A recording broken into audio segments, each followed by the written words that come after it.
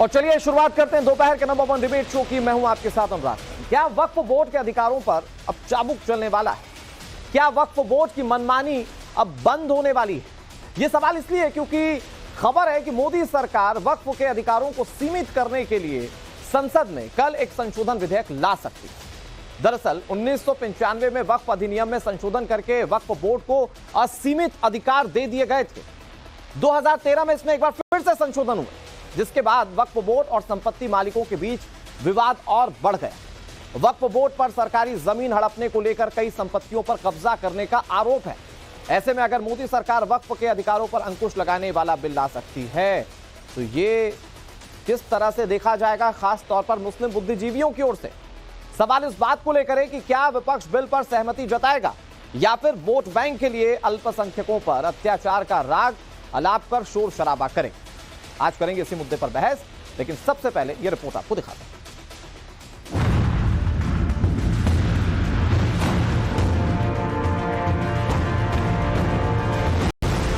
क्या देश में वक्फ की मनमानी बंद होने वाली है? क्या वक्फ बोर्ड के अधिकारों में कटौती होने वाली है?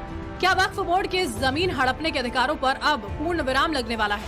ये सवाल इसीलिए क्योंकि अब मोदी सरकार ने वक्फ बोर्ड पर चाबुक चलाने की पूरी तैयारी कर दी है। सूत्रों की माने तो मोदी सरकार कल यानी सोमवार को संसद में बिल ला सकती है। वक्फ बोर्ड के अधिकारों में कटौती वाला बिल है ये। वक्फ अधिनियम में तकरीबन 40 संशोधन की तैयारी की जा रही है। संशोधन विधेयक में अनिवार्य सत्यापन प्रस्ताव होगा। जिन संपत्तियों पर दावा, उन दावों की जांच अनिवार्य होगी। वक्फ बोर्ड की विवादित संपत्तियों की भी जांच की जाएगी। वक्फ बोर्ड के तमाम दावों की सच्चाई खंगाली जाएगी। इससे पहले शुक्रवार को हुई कैबिनेट की बैठक में वक्फ अधिनियम में 40 संशोधनों पर चर्चा हुई, लेकिन सवाल है कि आखिर वक्फ अधिनियम में बदलाव की जरूरत क्यों है? दरअसल मौजूदा हालात में वक्फ बोर्ड के पास किसी भी संपत्ति को वक्फ बोर्ड की संपत्ति घोषित करने का अधिकार है। वक्फ बोर्ड किसी भी संपत्ति को वक्फ बोर्ड की संपत्ति घोषित कर देते हैं। इसके बाद उस संपत्ति को वापस लेने के लिए जमीन के मालिक को कोर्ट के चक्कर काटने पड़ते हैं। इतना ही नहीं, वक्फ बोर्ड पर आरोप है कि सरकारी संपत्तियों पर दावा करता है। वक्फ बोर्ड जमीन कब्जाने के लिए अपनी शक्तियों का गलत इस्तेमाल करता है। कई जगह वक्फ बोर्ड में गड़बड़ियां भी पाई गई। अभी वक्फ बोर्ड के पास 8.7 लाख से ज्यादा संपत्तियां हैं। वक्फ की ये संपत्तियां 9.4 लाख एकड़ में फैली हैं। सरकार वक्फ बोर्ड के दावे का सत्यापन करने पर विचार कर रही है। उन संपत्तियों का भी सत्यापन किया जा सकता है जिन्हें लेकर वक्फ बोर्ड और मालिकों के बीच में विवाद है। पिछले कई सालों में इसमें बदलाव की मांग की जा रही है। आपको बता दें कि साल 1954 में वक्फ अधिनियम पारित किया गया। इसके बाद इसमें कई बार संशोधन हुआ। 1995 में वक्फ कानून में संशोधन करते हुए वक्फ बोर्ड को असीमित शक्तियां दे दी गईं। इसके मुताबिक वक्फ बोर्ड अगर किसी संपत्ति पर अपना दावा कर दे तो उसे उसकी संपत्ति माना जाएगा। अगर दावा गलत है तो संपत्ति के मालिक को इसे सिद्ध करना होगा।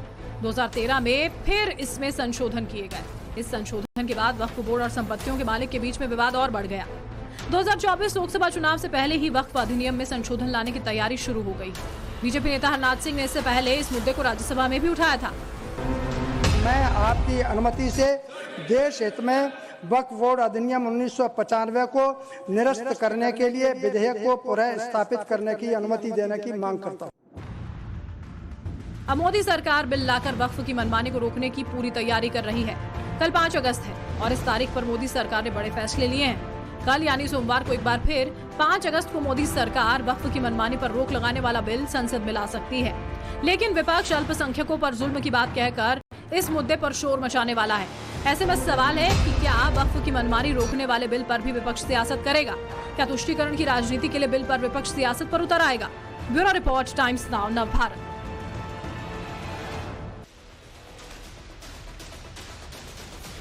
तो देखिए, वक्फ के नियमों को लेकर पहले भी कई बार सवाल उठते रहे। बड़ी बात यह है कि मुस्लिम समाज के ही कई लोगों ने इस पर सवाल उठाए। बाकी दूसरे भी बुद्धिजीवियों ने इसको लेकर कई सारी आशंकाएं और चिंताएं पैदा की हैं या लोगों के मन में सारी बातों को रखने की कोशिश की। लेकिन वक्फ के जितने भी असीमित अभी दायरे हैं उसको सरकार एक दायरे में करने की कोशिश कर रही है।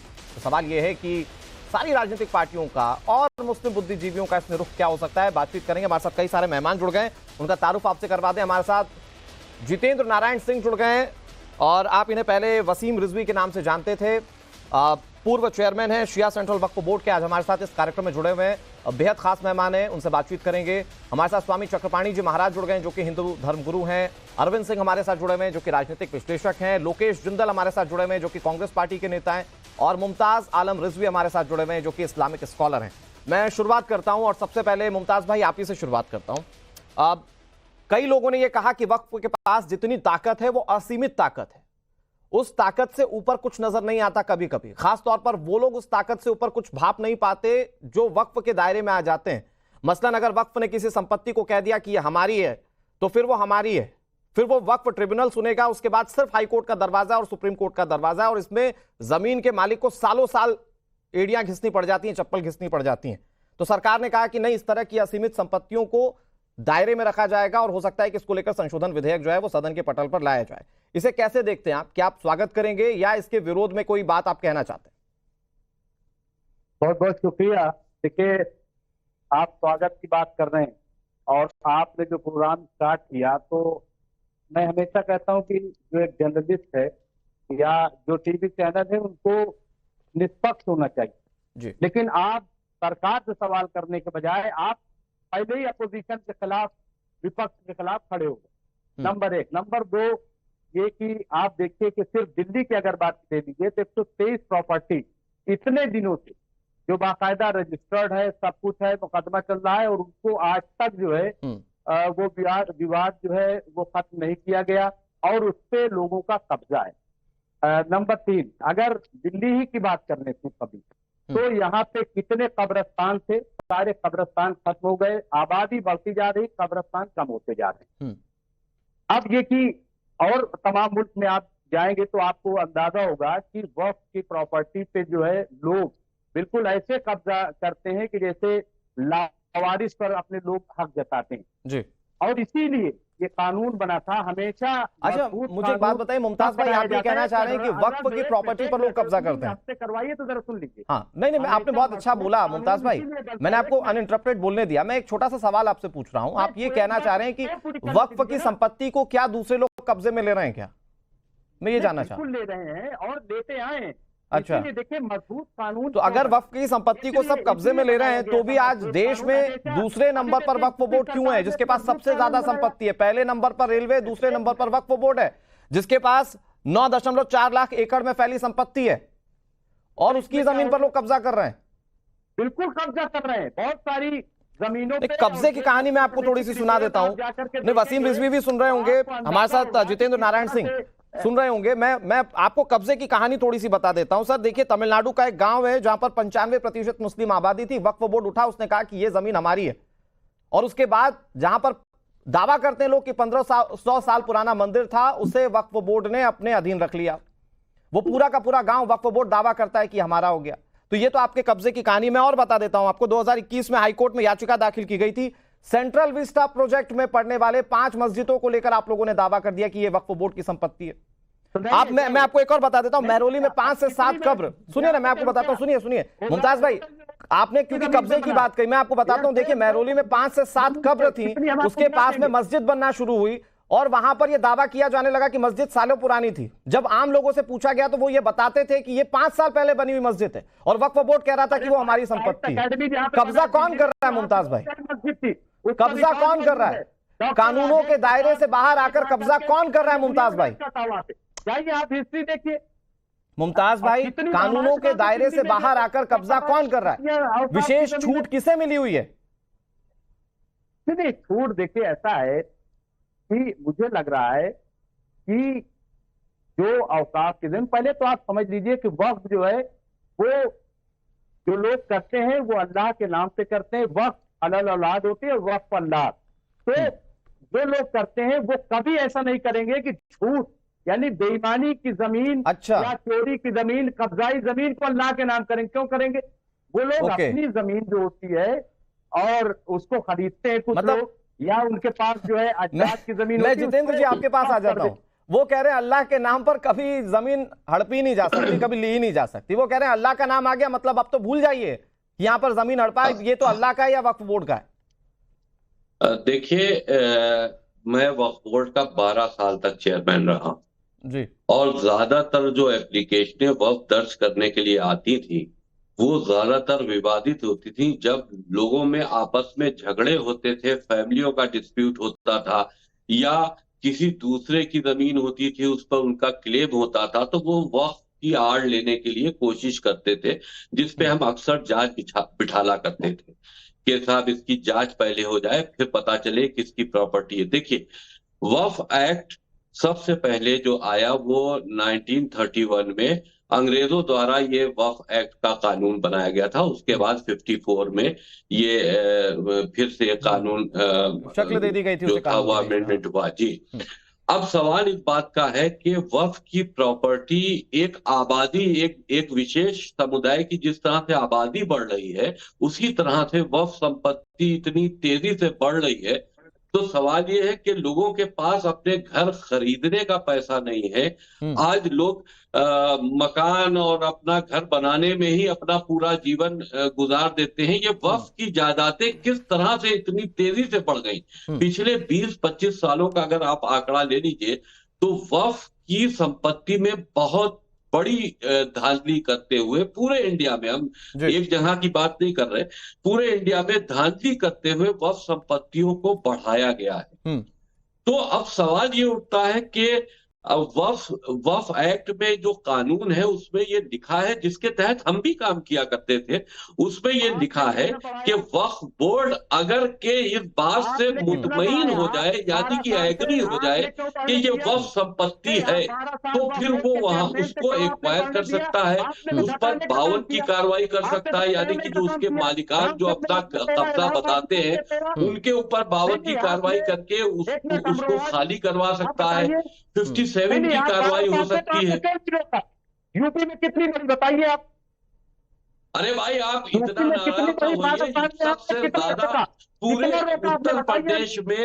उत्तर प्रदेश में ज्यादातर, अगर हम खुले अल्फाजों में कह दें, हो सकता है कि आपको बुरा लग सकता है कि उत्तर प्रदेश समेत पूरे देश में ज्यादातर वो जमीनें वक्फ की गई है जो विवादित है। आप यूपी वो जमीनें वक्फ की गई है जो विवादित है। आप ये बताइए कि वक्फ जितनी वक्फ की संपत्ति है, जितनी वक्फ की संपत्ति है उससे ज्यादा मुकदमे क्यों चल रहे? सवाल इस बात का है। अगर के संपत्ति में कोई विवादी नहीं है तो इतने मुकदमे वक्फ की संपत्ति को लेकर ट्रिब्यूनल में और दूसरे अदालतों में पेंडिंग क्यों है?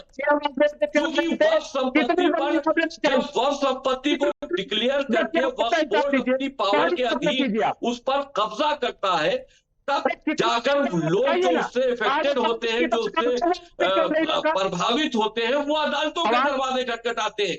यही वजह है कि वो संपत्तियों के मुकदमे आप कह रहे हो कि साहब कितने दिनों से मुकदमे पेंडिंग है। पेंडिंग इसलिए कि आपने नाजायज कब्जे किए। कितना आपने 12 साल में कितना कब्जा किया गया और कितना आपने रोका, क्या कार्रवाई की, आप उसका हिसाब दीजिए। 12 साल आपके। देखिए, जब मैं वक्फ बोर्ड का अध्यक्ष था तो मैं उसी कानून के तहत बंधा हुआ था, और मैं जो कानून के तहत जितनी काम होते थे मैं करता था। तो सवाल इस बात ठीक है जितेंद्र जी, चीजें मेरे, ठीक है जितेंद्र जी, मुमताज भाई और जितेंद्र जी, एक मिनट, हम आपको दिखा सकते हैं कि 12 साल में 12,000 ऐसी हैं। जितेंद्र जी और मुमताज जी, एक मिनट को दर्ज करने के लिए। ठीक है जितेंद्र सर, मैं फिर आ रहा हूं आपके पास, आपके साथ। मैं चाहता हूं कि मुमताज भाई कुछ चीजों पर क्लियरिटी दे, फिर मैं दूसरे मेहमानों के पास जाऊंगा। मैंने जितेंद्र जी को इसलिए नहीं टोका, मुमताज भाई आप जितनी भी बातें कह रहे थे, मैंने जितेंद्र जी को इसलिए नहीं टोका क्योंकि ये इस सिस्टम का पार्ट रह चुके हैं, शिया सेंट्रल वक्फ बोर्ड के ये चेयरमैन रह चुके हैं, तो वो जो चीजें बताएंगे वो नियमावली के साथ बताएंगे और कानूनों के साथ बताएंगे। मुमताज भाई, लेकिन मैं एक छोटी सी चीज जानना चाहता हूं आपसे, बहुत छोटी सी चीज, जवाब दे दीजिएगा, फिर मैं दूसरे मेहमानों के पास जाता हूं। बहुत छोटी सी बात ये कि क्या आप चाहते हैं कि वक्फ के पास इतनी ताकत हो कि उसके जज भी बैठे, ट्रिब्यूनल उसी का, सुनने वाले वही लोग, और जिसकी जमीन पर कब्जा हो वो जाए उसी ट्रिब्यूनल के पास, और फिर फैसला उसके फेवर में आए या ना आए वो उसको मानना पड़ेगा, फिर वो जाए हाई कोर्ट का दरवाजा खटखटाने। आपको नहीं लगता कि इस व्यवस्था में बदलाव होना चाहिए? अगर मैं कहता हूं गलती से भी अगर वक्फ बोर्ड किसी गलत जमीन को अपना बता दे, तो क्या आपको नहीं लगता कि उस पर अधिकार होना चाहिए जमीन मालिक का कि वो अपनी कानूनी लड़ाई लड़ पाए कम से कम? नहीं, मैं आपको एक चीज बता दूं, देखिए ये गुमराह करने वाली बात है। कोई जो है कब्जा नहीं कर रहा है। और जहां तक बढ़ने वाली बात है, मुझे बताइए मुमताज भाई, आजादी के वक्त में वक्फ बोर्ड के पास कितनी जमीन थी और आज के वक्त में कितनी जमीन है? मुमताज साहब, वक्फ बोर्ड की 80% जमीन जो है वो विवादित है। अब क्यों नहीं कर रहा? ठीक है मुमताज जी आप तो बहुत डेटा की बात करते हैं ना। मुमताज आलम रिजवी, मुझे बताइए ना कि आजादी के वक्त वक्फ बोर्ड के पास कितनी जमीन थी? 1954 में जब ये एक्ट बना तो आपके पास कितनी जमीन थी वक्फ बोर्ड के पास? और आज जब 2023 तक का डेटा है आप लोगों के पास, तो बताइए कि कितनी जमीन है वक्फ बोर्ड के पास? मुमताज भाई डेटा पर बात कीजिए ना, बताइए ना कितनी जमीन थी आजादी के बाद आप लोगों के पास और आज की डेट में कितनी जमीन है? 60% बढ़ चुकी है मुमताज साहब, 60% बढ़ चुकी है। उसके बाद आजादी के बाद से जब वक्फ बोर्ड का गठन होना शुरू हुआ है, अगर उस रेशो को आप अभी उस रेशो से मिलाइए तो 60% जमीन जो है वो बढ़ चुकी है। ठीक है, नहीं मुमताज भाई आपके पास डेटा नहीं है, ठीक है, आप सिर्फ मुस्लिम अधिकारों पर ही अपनी सारी बातों को रख रहे हैं। ठीक है, मैं बता रहा हूं सिर्फ उत्तर प्रदेश में 60% जो वक्फ। ठीक है, जितेंद्र जी मैं आ रहा हूं आपके पास फिर से। जितेंद्र जी मैं आ रहा हूं आपके पास फिर से। अरविंद जी कुछ कहना चाह रहे हैं, फिर भी उसके बाद लोकेश भाई के पास जाऊंगा, फिर स्वामी चक्रपाणी जी के पास। अरविंद जी प्लीज जल्दी से इंटरवीन कर लीजिए जी। देखिए अनुराग जी, मैं तो केवल इतना कहना चाहता हूं कि इस देश में जो वक्फ बोर्ड है सबसे बड़ा लैंड माफिया है। सेना और रेलवे के बाद सबसे ज्यादा जमीनें इसके पास है। और कांग्रेस सरकार के कृपा से कानून ऐसा बना दिया गया है कि किसी का जमीन वक्फ बोर्ड हड़प ले तो जिसकी जमीन हड़पी गई है उसको सिद्ध करना पड़ेगा कि उसकी जमीन है, और जिस जमीन पे हाथ रख देगा वक्फ बोर्ड उसकी जमीन मानी जाएगी। और मैं कहता हूं कि आपका स्टूडियो जहां पे है, कल को वक्फ बोर्ड कहे कि स्टूडियो की प्रॉपर्टी हमारी है, तो बगल के कोर्ट में आप नहीं जा सकते हैं, आप हाई कोर्ट में नहीं जा सकते हैं, आपको वक्फ बोर्ड में जाना पड़ेगा जहां चेयरमैन भी मुसलमान है, एडवोकेट भी मुसलमान है, जो वहां सांसद होंगे वो भी मुस्लिम है, जो विधायक होंगे वो भी मुस्लिम है, जो स्कॉलर होंगे वो भी मुस्लिम होंगे, और जो वकील होगा वो भी मुस्लिम होगा। यानी चोर भी वही और पुलिस भी वही और जज भी वही। ये कौन सा कानून है? ये वक्फ बोर्ड के सारे संपत्तियों का सर्वे होना चाहिए। और ठीक है, और मैं अपने दर्शकों को बताऊं जो सूत्र बता रहे हैं या नहीं है, मैं अपने दर्शकों को बता देता हूं मुमताज भाई, आपके लिए भी जो 40 संशोधन है उसमें सबसे बड़ा क्लॉज सरकार ये ला सकती है कि सारी वक्फ की संपत्तियों का सत्यापन अनिवार्य होगा, जो कि बहुत बड़ी राहत देगा। लेकिन लोकेश भाई, जैसा कि अरविंद जी ने भी जिक्र किया, मैं अरविंद जी आपके पास एक बार फिर से आऊंगा। लोकेश भाई, जैसा कि अरविंद जी ने भी जिक्र किया कि ये जो असीमित शक्ति जिसको आज कमतर करने की बात बोहरा समाज के लोग करते हैं, शिया समुदाय के लोग करते हैं, हिंदू लोग जो पीड़ित हैं वो करते हैं, मतलब बहुत सारे लोगों ने इस बात की संस्तुति की कि वक्फ के जो ताकत है उसमें कमतरी आनी चाहिए, उसको कमजोर किया जाना चाहिए। आरोप लगते हैं कि 2013 में आप ही लोगों ने वो असीमित ताकत दी। मैं अरविंद सिंह जी को थोड़ा करेक्ट करना चाहूंगा। ये जो जिस नियम की बात कर रहे हैं वो सेक्शन 40 है, वक्फ बोर्ड एक्ट 1995। सेक्शन 40 के तहत जो बोर्ड है उसका निर्णय होता है अगर कोई भी प्रॉपर्टी वो वक्फ की है या नहीं, इसका निर्णय लेने का।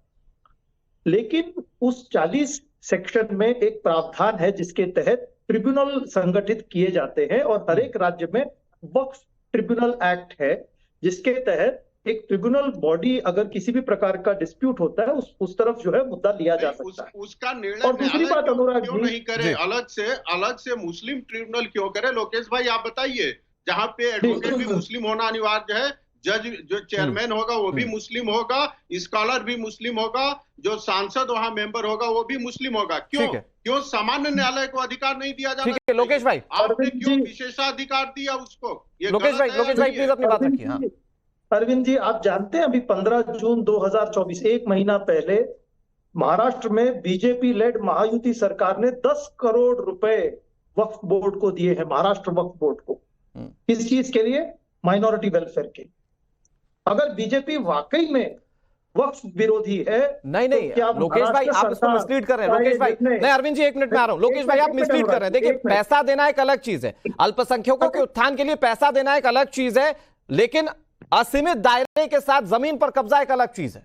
आप मुझे बता पाएंगे क्या कि कैसे वक्फ बोर्ड की संपत्ति आजादी के बाद जो बहुत कम थी आज तकरीबन 80% तक बढ़ चुकी, जैसा कि दावा अभी जितेंद्र जी कर रहे हैं? देखिए, अगर कोई भी व्यक्ति अपनी एक जमीन चैरिटी के लिए देना चाहता है तो उसके अरविंद जी आ रहा हूं, या तो उस एक्ट के तहत उसे वक्फ में रजिस्टर करना पड़ेगा या फिर चैरिटी कमिश्नर में रजिस्टर के पास जाके रजिस्टर करना पड़ेगा।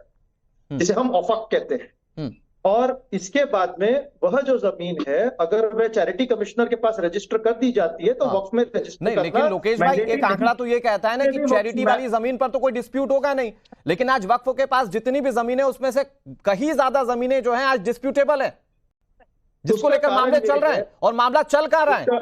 मामला चल रहा है वक्फ के ट्रिब्यूनल में। मतलब जहां पर, जैसा कि अरविंद जी ने भी बताया कि जहां जज मुस्लिम होगा, जहां वकील मुस्लिम होगा, और उसके बिना आप हाईकोर्ट नहीं जा सकते। और तमाम दूसरे मामलों में जब दीवानी खास का मामला होता है तो आप जाते सिविल कोर्ट में।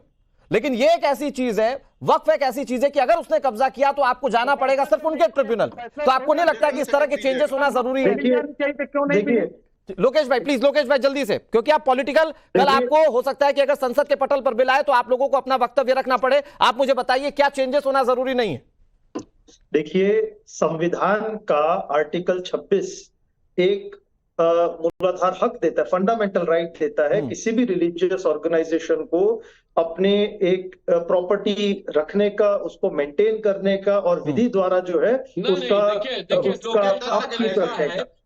अगर मैं आपको अधिकार दिया जाता है लेकिन वो अधिकार का मिसयूज करने का अधिकार नहीं दिया जाता। मैं अपनी बात पूरी कर लूं। बिल्कुल अधिकार दिए गए, लेकिन अगर आप अधिकार का मिसयूज करेंगे, सुनिए, नहीं देखिए, आपको करेक्ट करें लोकेश भाई, क्योंकि कल आपको भी आप भी इसका अपोज करेंगे। देखिए ये सारी गवर्नमेंट तो आपकी पार्टी की हुई है।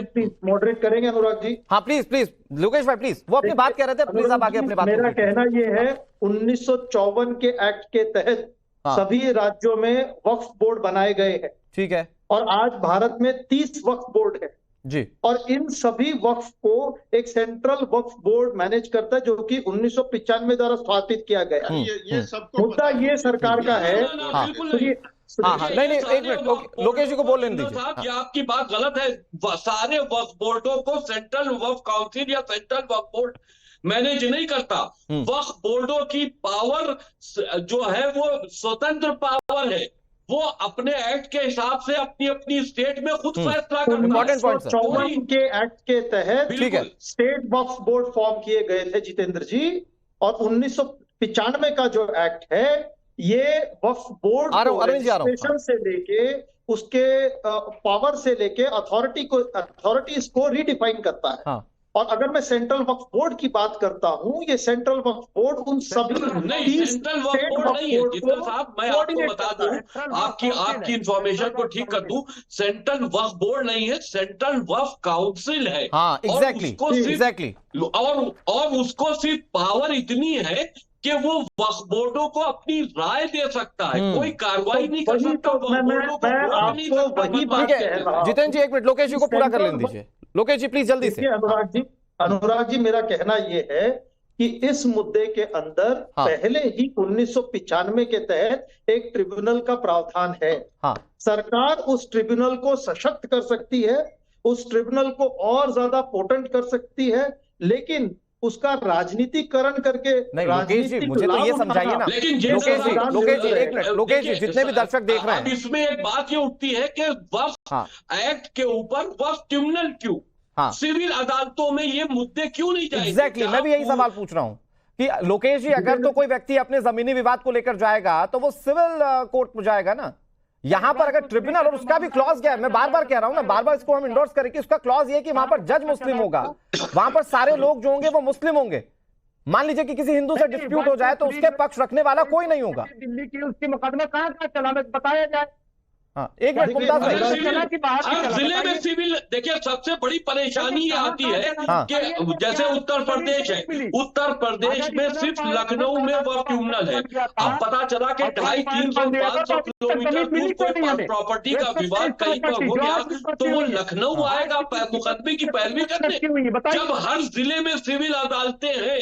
एग्जैक्टली। और सर उसके भी बात क्या है ना कि वो ट्रिब्यूनल में लड़ाई लड़ लेगा और अगर केस हार जाएगा तो फिर उसके बाद जाना पड़ेगा। अगर यूपी की बात करें तो उसे इलाहाबाद हाईकोर्ट जाना पड़ेगा। तो पहले लखनऊ जाकर चक्कर काटे, फिर इलाहाबाद हाईकोर्ट जाकर चक्कर काटे और फिर उसके बाद दिल्ली आए सुप्रीम कोर्ट में चक्कर काटे। नहीं एक मिनट मुमताज भाई एक मिनट, लेकिन इसको बहुत सिंपल और सॉर्टेड रहने देते हैं। मैं कहता हूं कि आप तकनीकी दांव पेच में फंसाकर अपनी बातों को मनवा लें।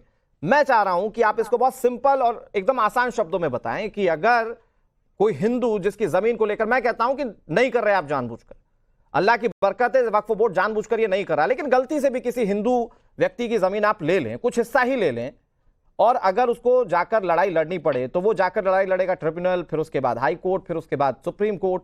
तो आपको नहीं लगता कि कम से कम ये एक नियम बदलना चाहिए जिस पर सरकार को संशोधन लेकर कुछ पावर्स कम करनी चाहिए? मुमताज भाई, नहीं ऐसा है, आप तो संविधान पर भरोसा रखने वाले व्यक्ति ना, आप तो बहुत सेक्युलर टाइप के व्यक्ति हैं। मैंने हमेशा आपके साथ चर्चा की तो आप हमेशा अच्छी बातें करते हैं।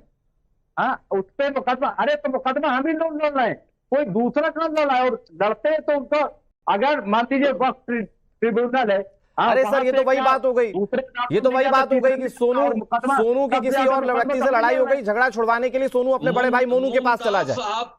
मुमताज साहब को अपनी ऑर्गेनाइजेशंस भी चाहिए है, मुमताज साहब को अपने जज भी चाहिए है, और मुमताज साहब को इस देश में अपना कानून चाहिए। का मामला नहीं, ठीक है, ओके, मैं आता हूं, अरविंद जी आ रहा हूं आपके पास। लोकेश भाई आपकी बात पूरी नहीं हुई, बस मुझे ये बता दीजिए कि क्या अधिकार सबके लिए बराबर नहीं होना चाहिए? आप तो संविधान की बात करते हैं, आप तो इक्वालिटी की बात करते हैं, और अब जब, क्योंकि मैंने पहले भी कहा कि कई सारी आपत्तियां वक्फ बोर्ड को लेकर आ चुकी हैं, तो क्या संशोधन को आप लोग अपनी तरफ से स्वीकृति देंगे? देखिए, सबसे सर्वप्रथम हमें ऐसा नियम चाहिए जो संविधान के अनुरूप हो, प्रतिकूल ना हो। हाँ, अगर मैं आर्टिकल 26 की बात करता हूं, उसके तहत जितनी भी रिलीजियस ऑर्गेनाइजेशंस है, इन्हें ये हक बनता है कि अपनी प्रॉपर्टी रखें और उसे विधि द्वारा जो है उसका संचालन करें। नहीं सर, प्रॉपर्टी रखने का अधिकार है, डिस्प्यूट तो तब होता है जब किसी दूसरे की जमीन पर कब्जा हो जाता है। मैं कह रहा हूं गलती से ही, लेकिन कब्जा हो जाना तो गलत है ना। देखिए, किसी भी रेजोल्यूशन, इस तरह के डिस्प्यूट का रेजोल्यूशन सरकार का दायित्व है, मैं आ रहा हूं अरविंद, और न्याय सर्वोपरि है।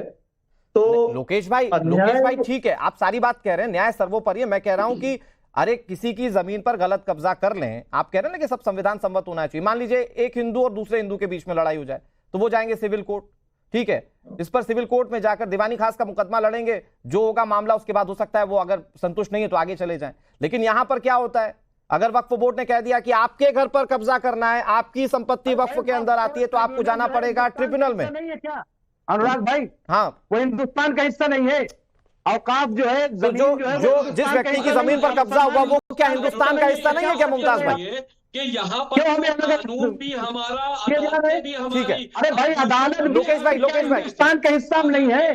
लोकेश भाई मुझे ये जो डिसिमिलरिटी इस पर बात करनी है, फिर मैं चक्रपाणी जी महाराज के पास जाऊंगा। लोकेश भाई, ये जो डिसिमिलरिटी इस पर बताइए ना, संशोधन की जरूरत लगती है कि नहीं लगती है?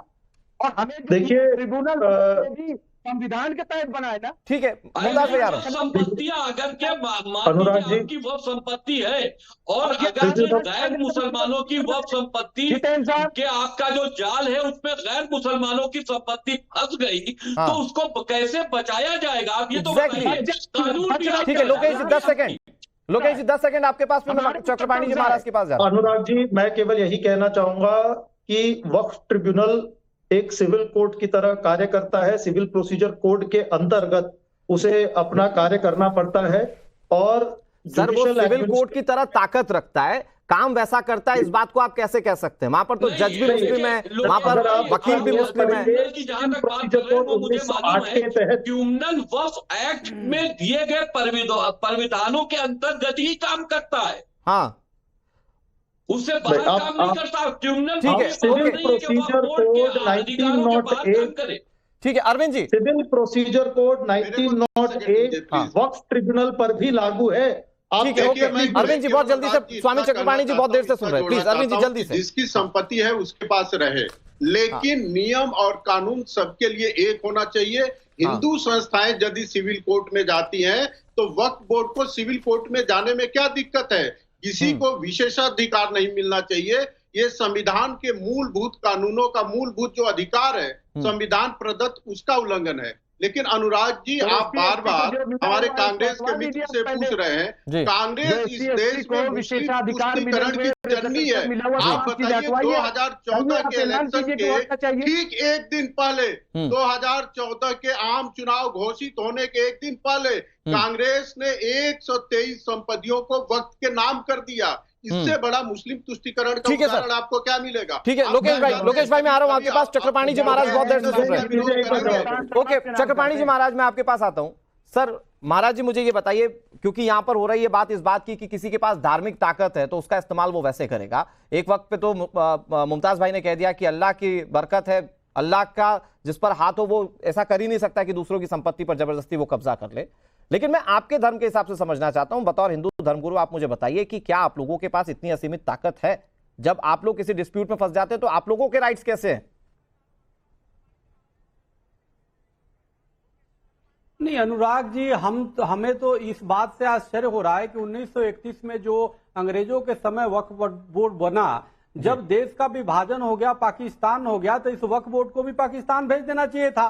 भाई एक तो भूभाग ले लिया, और जब पूरे 56 देशों में, चाहे पाकिस्तान में हिंदू बोर्ड नहीं है, बांग्लादेश में हिंदू बोर्ड नहीं है, 56 देशों में हिंदू बोर्ड नहीं है, तो हिंदुस्तान में वक्फ बोर्ड बना के इसको भस्मासुर की जो पावर दे दी गई है, ताकत दे दिया कांग्रेस ने। आज हमारे हजारों साल पुराने मंदिर पे हाथ रख देता है, कहता है मेरा है, आश्रमों पे, और हिंदुस्तान में जाके गजवा हिंद की योजना चला रहे। कहीं आपने सुना इसको कि कहीं आपदा आई तो इसने सहयोग किया?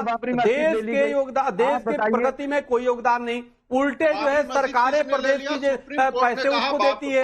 जो सरकारें आती है मुस्लिम तुष्टीकरण करने में वक्फ बोर्ड को अनेक पैसे आवंटित करती है, कोई देता है। हिंदुस्तान में वक्फ बोर्ड के माध्यम से गजवा हिंद चलाया जा रहा,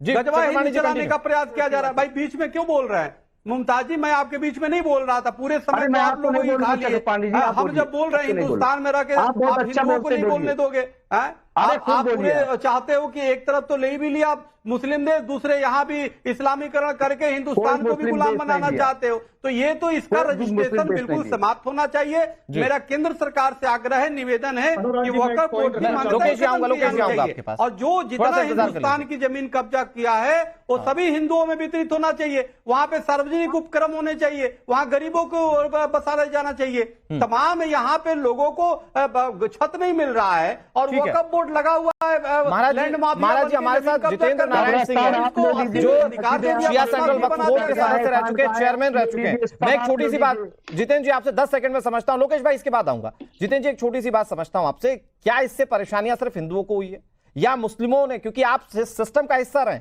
हो सकता है आपके पास भी शिकायतें आई हो।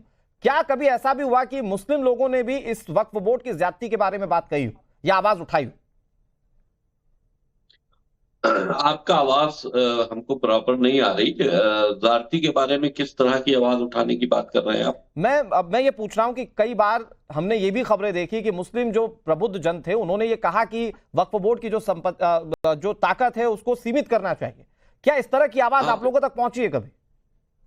देखिए, वक्फ बोर्ड की ताकत सीमित होनी चाहिए, ऐसी आवाजें बहुत बार उठी हैं। क्योंकि जो भी पीड़ित है, हमने बहुत से ऐसे हिंदू परिवारों को देखा जो हमारे वक्फ बोर्ड के चक्कर काटते थे, और उत्तर प्रदेश में बहुत सी संपत्तियां ऐसी हैं जो कि वाकई हिंदुओं की, मैंने उसमें कई जगह पर उनको रिलीफ भी दिया है, लेकिन फिर भी कानून के हाथ दायरे में बंधे होते हैं। कई जगह हम सीधे रिलीफ नहीं दे सकते तो हम अदालतों के ऊपर छोड़ देते हैं, लेकिन बहुत सी संपत्ति ऐसी है कि जिसमें हम उसको लेकर सरकार जब सोच रही है, बताइए, जब समानता की बात को लेकर सब सहमत होते हैं तो यहां पर यह डिसिमिलैरिटी क्यों? सरकार कह रही है कि उस ताकत को कम किया जा सकता है जो कि कानूनी दायरे में है, तो सरकार अगर कदम उठाए तो उस पर विरोध का क्या तुक बनता है?